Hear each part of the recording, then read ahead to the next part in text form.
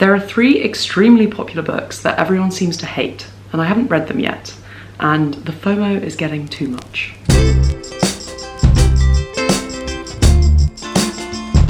Hello, welcome to Recovering Book Snob. My name is Chloe, thank you for being here. Let's get straight into it. The 3 books on our agenda are A Court of Thorns and Roses, Cleopatra and Frankenstein, and Icebreaker. The things I see said about these 3 books are pretty similar. They are all romance, at least in part. The main criticism that I see of each book, with A Court of Thorns and Roses, I just see people describing it as intensely cliched and predictable. Cleopatra and Frankenstein, this is funny because I actually hate the book Frankenstein, so maybe I'm already a little bit jaded, a little bit biased going into this one, but with Cleopatra and Frankenstein, I see people describing the plot as a little bit weak and the language as too flowery. The reason why I'm curious is because I have a pretty high tolerance for flowery language, so maybe it'll be okay for me, but I'll let you know. Finally, Icebreaker. This is an ice hockey romance, which is a genre that I don't trust. People criticize it for just being held together by insanely steamy, what's the word? Spice scenes? I don't really know the plot of any of these books, which I like it. I like to keep it all a bit mysterious. We are gonna start with A Court of Thorns and Roses. I've actually got this in audiobook form, so I'm gonna go on a run, maybe, and listen to the first hour or so, and then I'll tell you how I find it. Okay, 25 pages into A Court of Thorns and Roses, ACOTAR. I definitely didn't realize that those are the same thing until just now. We've seen 2 scenes, I guess. We've met Fyra. The opening scene is her hunting. She's clearly very gritty. We also know that she's poor. She then returns to her cottage where her dad is and her sisters. Her mum's died, and it's very clear that they used to be wealthy but now they're poor, and there's also a lot of tension between her and the sisters. She's not the oldest child, but she's the child that has ended up with all of the responsibility of caring for everyone. Overall, I don't really know how to feel about it yet. I am finding it very kind of easy to read, easy to follow. I'm definitely intrigued in parts. There are parts that I'm cringing at a bit, but it might be that I just need to warm up to it. Like the first mention of fairies made me recoil a little bit. I am also finding the dynamic between her and her sisters very exaggerated. It is very kind of fairy tale, which I guess is what it's meant to be, but it is for adult readers. So anyway, her sisters are so mean to her. Some in particular are just like so irritated by her. It's clear that our main character just does everything for the household, no one else does anything. She's really tired of it, but she seems really patient. It's kind of Cinderella vibes, but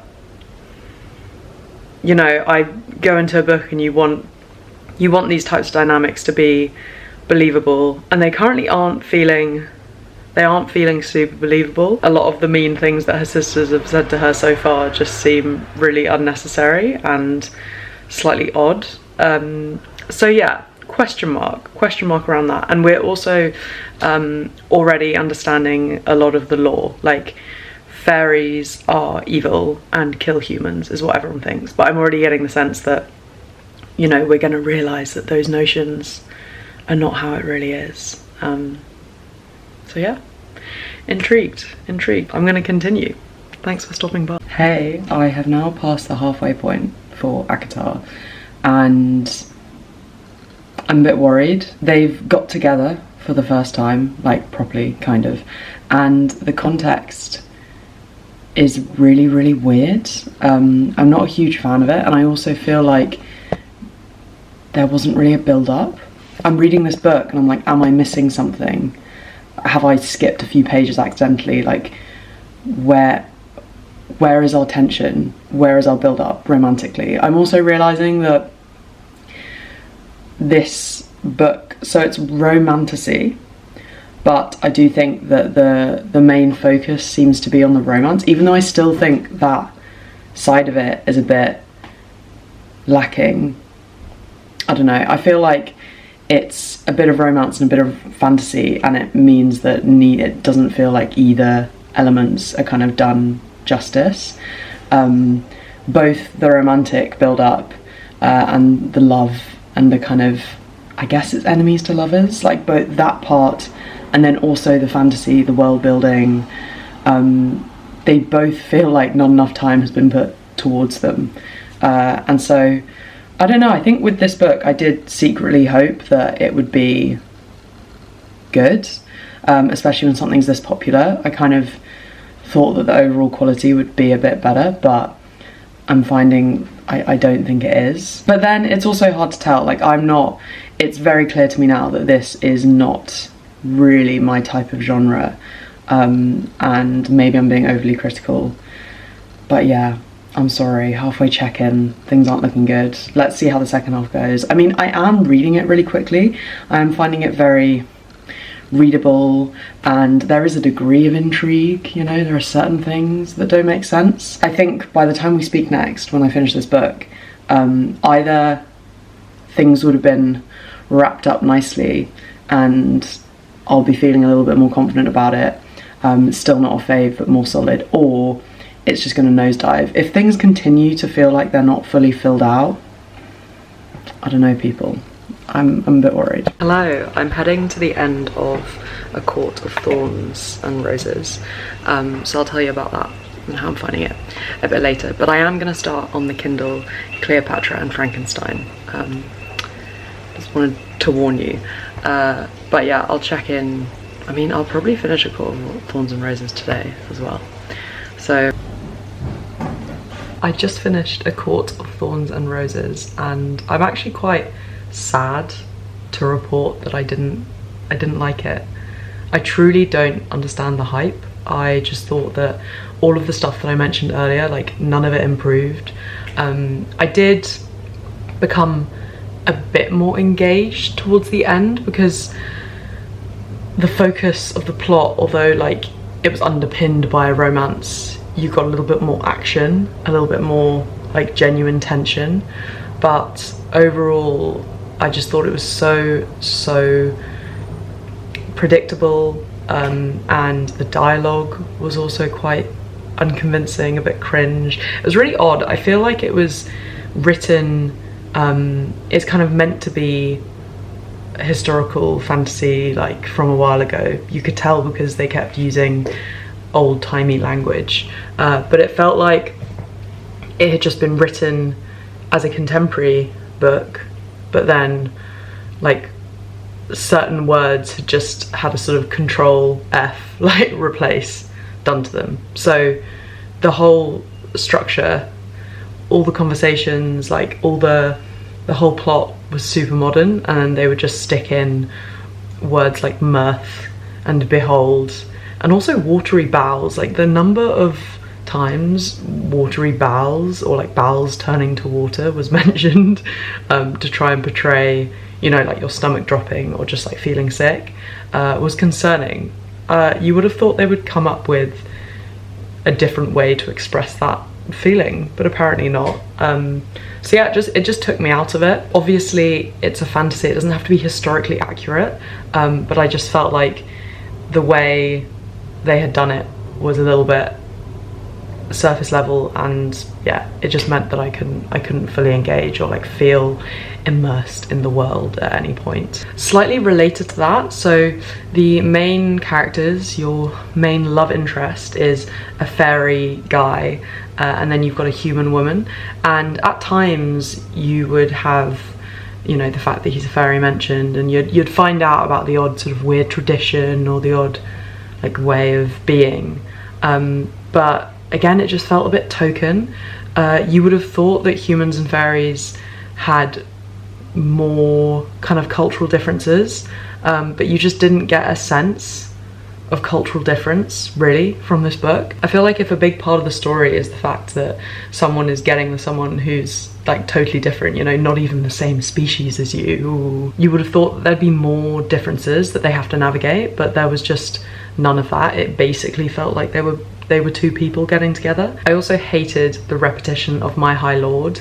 It was just grim. It was clearly meant to be kind of cute and sexy, but I think I also just didn't like it because I found their love in general really unconvincing. I still don't really understand how we got to the point where they were that in love, and the way she talks about him, it almost just feels like a switch got flipped and suddenly they're so in love, so much more in love than anyone ever. They're like the first people who've ever discovered love, like, which I guess is how people feel when they fall in love, but it just wasn't, I was unconvinced. And finally, this damn book. So I won't spoil it, but we get to a point where there's this big riddle that we're told, and if you get the riddle right, like, everything's amazing. It's really important, this riddle, and you hear the riddle, and this is not me trying to say, oh, look how smart I am, but I understood, or I guessed what the riddle answer key would be just instantly. It was literally the first word that came to mind. It felt so obvious to me, and I just was a bit disappointed by that. When I then finally discovered what the riddle was, I thought it would be a little bit more original, a little bit just more challenging. I feel like that's the beauty of riddles. The whole point is that you have no idea what it is, and then when someone says it to you, you're like, oh, of course, and it fits perfectly with the, you know, with the poem or whatever they say to you, with the riddle. But yeah, I just thought that was like the cherry on top of a book that I felt was ultimately quite like shallow and badly written. Oh god. I am actually quite shocked by how much I didn't like that book. I thought I would find it okay, but I actually sort of actively didn't like it. I've been wondering whether to give it a 2 or a 1, which is pretty crazy and sad. So yeah, in the meantime, I have read now 100 pages of Cleopatra and Frankenstein. I'm enjoying the writing a lot more than A Court of Thorns and Roses, but I don't love the characters. I'm finding the characters so far not particularly interesting, not particularly likable, not particularly relatable, and yeah. Hello, I've been having quite a big reading session this evening, so I'm now just after the halfway point of Cleopatra and Frankenstein, and I'm happy to report that I am sort of getting into it. The characters, I wouldn't say I like them, but I'm kind of enjoying them more as characters now, and the book also switches up perspectives a little bit in ways that I didn't expect. Like, we're seeing quite a few different points of views, and in some cases, yeah, there are people that I didn't see coming. The book just keeps surprising me, and yeah, that's very welcome. So we'll see how it goes. I'm actually becoming quite curious as to how it's going to end, because things are getting kind of complicated. Also, as an ACOTAR additional note, I have started listening to the Iron Flame audiobook, and I was very worried because I already had that audiobook in my library, and after ACOTAR I was like, oh no, is this what all like fantasy is? Is this what all popular TikTok fantasy is? But now I've read a bit of Iron Flame, I'm like, oh, okay, no, this is actually well written. I'm enjoying myself. So yeah. Hello, we have finished Cleopatra and Frankenstein, and we actually have another surprise result. Sorry, I'm getting a haircut later, so just ignore it for now. Wait for the transformation. I found that I quite liked it. This book is described as either poignant and relatable or shallow and pretentious, but I definitely felt that it fell in between. Like, none of the characters are very likable. They are all quite selfish. They can feel kind of shallow, lacking depth, not fully filled out, but then equally, overall I had a good time. Like, I was keen to get back to the book and read it, and there's the odd line in there that I did think was quite quotable. So yeah, weird. 2 out of 3 books so far have surprised me. ACOTAR, obviously in the worst way, very diabolical, and then this book I thought it would be strong feelings one way or the other, and the feelings were medium. So now I'm just very excited to get into Icebreaker, which I picked up from the library, and yeah, maybe I'll bring it to my haircut and I'll read it while I get my haircut. When I first started this video, I was like, oh, I'm definitely gonna hate this book a lot. It seems like everything that I don't like about romance books, but seeing as the other 2 books have surprised me, I'm now like, maybe I'll love it. Speak soon. Hello, I finished Icebreaker, which I know I didn't check in, but I read it really quickly, which I guess is our positive. But I do have a question. At what point does a book just become porn? I would say about 60%. 60 to 70% of the content is sex, like sex scenes, explicit sex scenes, which I don't have an issue with in themselves. Like, they're clearly in there for entertainment value because they're not important to the plot, in my opinion. Well, the ones in here weren't. I don't love sex scenes in general. I don't hate them, but they're not what draws me to a book. But this book had by far the most sexual content that I've ever read in a book. There's clearly this side of romance books that I've just never happened upon before. I was really, really shocked. I knew that it might be a bit sexy, but this just felt wild, and it also felt like it meant that there wasn't really any room left for plot. I think this was 400 pages or just under, no, it's 400 pages. I feel like any other content was just very thin on the ground. There just wasn't any room for it. And I did see people then talking about it, like on TikTok, obviously, because it knows my brain.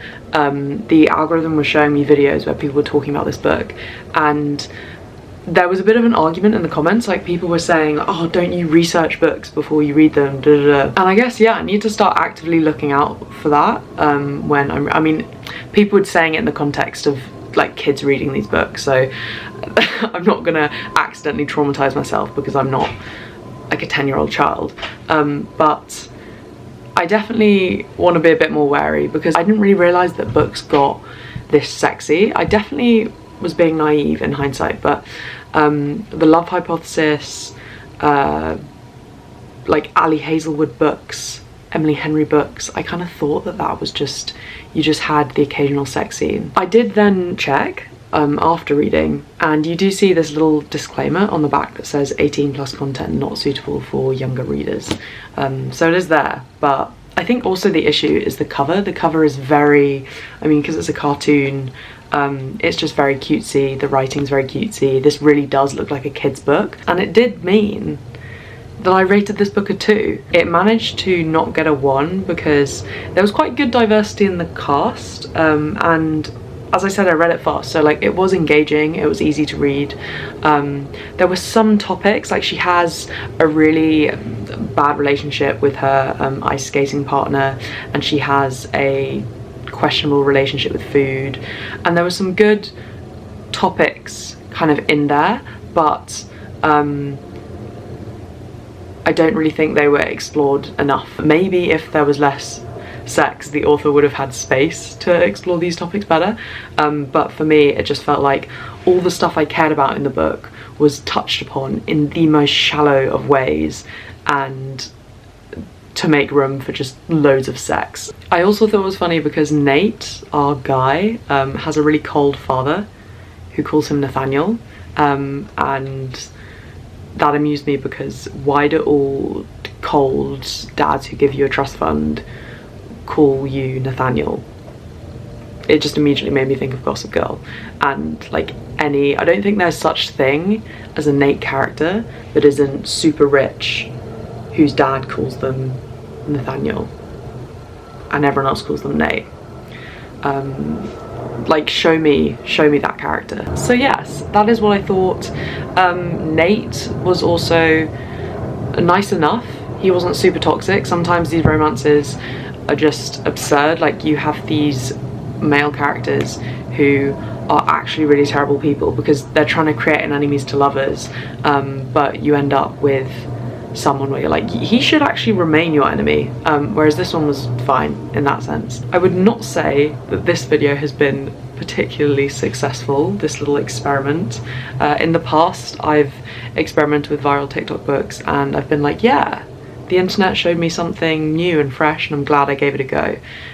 These books overall, it's weak. I mean, we've got a 2-star for this. ACOTAR I gave a 1-star in the end, and Cleopatra and Frankenstein was 3 stars. I was really hoping something would surprise me. I know it wasn't part of the book, but I have also just finished Fourth Wing, and I want to give that an honourable mention because that kind of accidentally does actually fall into this category, and I really enjoyed that. I read it immediately after ACOTAR and I was worried because ACOTAR had all these rave reviews and then I hated it, and Fourth Wing is also romantasy, and I was like, oh, are we gonna get a repeat? But I did end up loving Fourth Wing, so keep that in mind. That was really cool, that was really fun, couldn't put it down. Great characters, great magic, everything made sense. We're still yet to find a male love interest who isn't the most shredded person on the planet though. Bring me a romance book where he doesn't have an 8-pack and isn't 7 feet tall. I dare you. Okay, I think I've finished. Thank you for watching. I hope you have a lovely day. I hope you have a lovely week, and I will see you in the next one. Goodbye.